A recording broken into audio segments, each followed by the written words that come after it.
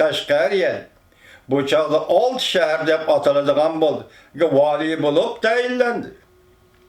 Ama onun kol astidagi her bir şehirge kalmakla özleri ambal tayinlaydi. Onun hiçbir emeli hukuku yok. Fakat kuruk namla bar idi. Kalmakla Daniyal'ın muş etişiden korkup onun çoğun oğlunu ilide göregi tutup durdu. Daniyal'ın üzgümü pat patla iligi berip Qashqariyaning ahvalini dokulat kılıp duruşu şart idi. Mana bu Qaratağlıqlardan bolgan Daniyal'ın hökmranlığı da ilidiki kalmak hökmranlarga tebe bir ülkede bulup durgan Qashqariyaning 1740 yildagi ahvali. 1745 yili Cungariya padişahı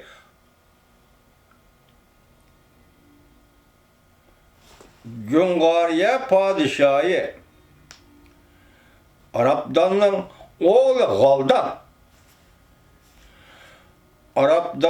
oğlu Galdan Serin Çellon 10. yılı ölgen.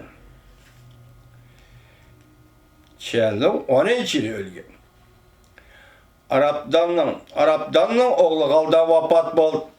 Amir Sana bilen Davçi degen iki ataman hakimiyetini tartıp algandan keyin bir mezgil ten hukuk yürgüzüştü.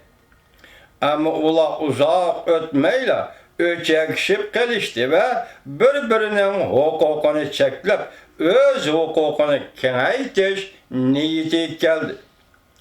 Amir Sana Davçi'nin askerleri zadıl tenkilenmeydi. O bir qançıq ketimlik canlı mağlup bolgandan keyin Cungariyani taşlap Jungoga kaçıp ketdi. O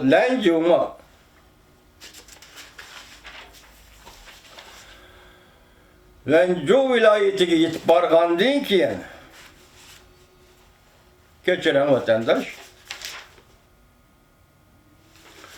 Lanju vilayetiga yetip bargandan keyin paytaxtga berip Jungu xaniga dert ahvalini aytdi.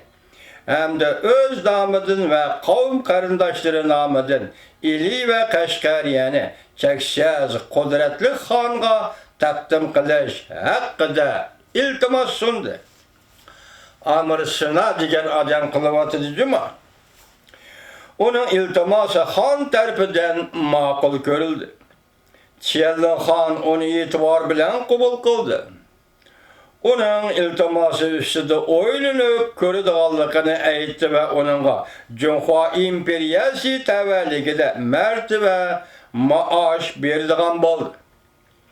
Amir Sana iltimosi shunda qamlashtirib yozganligi Chellonning harbiy jihatki qora niyatidan va iştiyaqidan shundoq epchillik bilan foydalanganligi uchun Chellon Amir Sana'nın nurg'un va'dalariga asosan onunga askar qo'shib berishga rozi bo'ldi.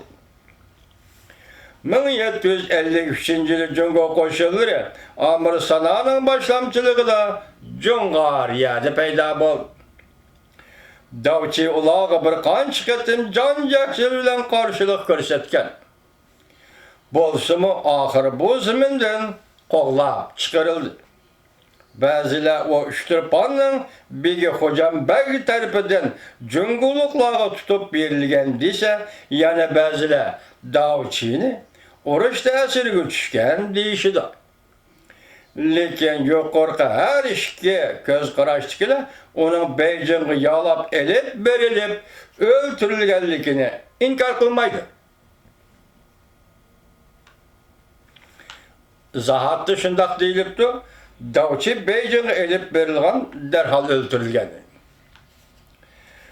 Amir Sana özünün Cungariyadaki ornunu kolga keltirip algandan keyin bütün dikkat itibarını Qashqariyani istila qilishga qaratdi. Bu çağda o iline merkez kılgan Cungariyaning oliy hukmroni edi.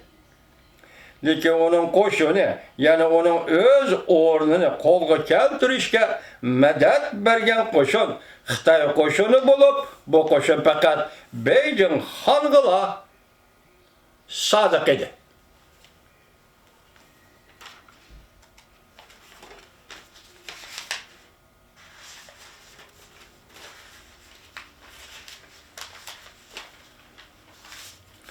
Ular Oyrat Wang Gong'u Amir Sana bilan birga kelgan Xitoy generaliga bo'ysunatdi.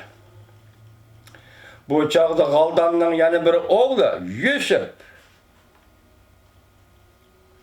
Qashqarda eng oliy huquqdor bo'lib, İslamiyatning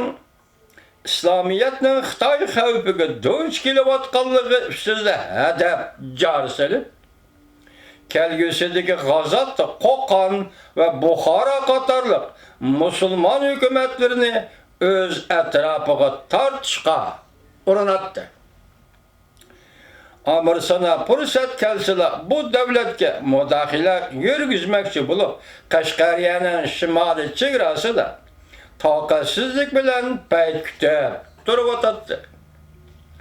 Yusuf bo'lsa ehtiyotchanlik bilan chet ellardan o'zining Amir Sana'ning bu suiqasdini bichit qilishi yordam bergidek ittifoqchisi izlayotdi. Bu chaqda Yusuf Qashqariyadagi qartaqliqlarning atamoni ham vakili bo'lib qolgan edi. Şuna Amir Sana Yusufning raqibi bo'lgan aqtaqliqlarga huquq talabini qo'ydirish qaroriga keldi. Jungo generali uning bu yilisiga sukut berdi. Orqadan Uchtirpon bilan Oqsuvdagi qalmoq hukmronlarining yordamida bu yili ta'xirsizlar amalga oshdi. Shuning bilan ular qadimki xo'ja avlodlari ishchidan Ahmadning o'g'li Burhoniddinni tepib bu vazifaga tayinladi. O o'zining muxlislarini boshlab darhol Uchtirponni tortib oldi va bu yerli xalqning olqishiga erishdi. Bir qancha kishi qabila uningga bay'at qildi. Lekin o'sha chog'da Yusuf uningga qarshi turish uchun Yarkandan qudratli qo'shin boshlab kelayotgan edi. Burhoniddin xo'janing taqdiri qilning ustida qolgan chog'da Yusuf yarim yo'lda vafot bo'ldi. Lekin Yusufning Abdullah degan o'g'li o'zini podshoh, xo'ja degan nom bilan atab harbiy yurishni davomlashtirdi-da, Burhoniddin xo'jani Uchtirponda qo'rshov bo'lib oldi. Bu chog'da Abdullah Burhoniddin xo'jaga sulh kelishimi tuzishni talab qildi. Hamda Qortog'liqlar bilan Oqtog'liqlar yarashib va ittifoqlashib tajovuz qilib kirgan Xitoylarni birlikda jazolashga tashabbus qildi. Burhoniddin Chin musulmon bo'lg'achqa qarshi tarafning taklifini qabul qilgan bo'lsa-mu, va lekin Jungo amaldorlari va ularning ittifoqdoshlarining qisitishi orqasida Abdullah Jungo'liqlarga taslim bo'lishga va ularning hukmronligini qabul qilishga da'vat qildi. Abdullah o'z elining mustaqilligini hech qanday qarshiliksiz taqdim qilib etishni zodila xohlamaydi.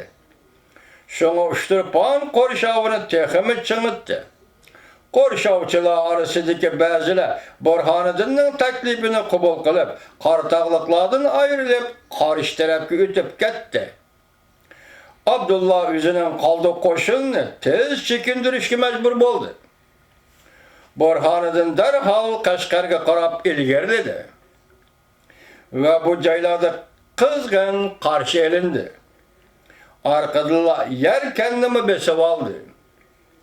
Shunda qilib xo'ja avlodlari Qashqariyani butunlay o'ziga bo'ysundirdi. Oqtog'liqlarning arzu-armonlari to'liq ishga oshdi. Bu vakayla yüz berip atkan çağda Cüngolukla Kaşgariyadaki özgür işlerinin tamaşçıları sifatida bir chetde qarab turishgan edi. Amorsana ularni Burhoniddinning bu hareketlerini qo'llashga qiziqtirdi. Şoňa Cüngolukla Yusuf ve onun oğlu karşı urushga odatdagidekla medet berip qo'ygandan boshqa hech ish qilmadi. Müş yerda to'xtaymiz, hurmatli vatandosh.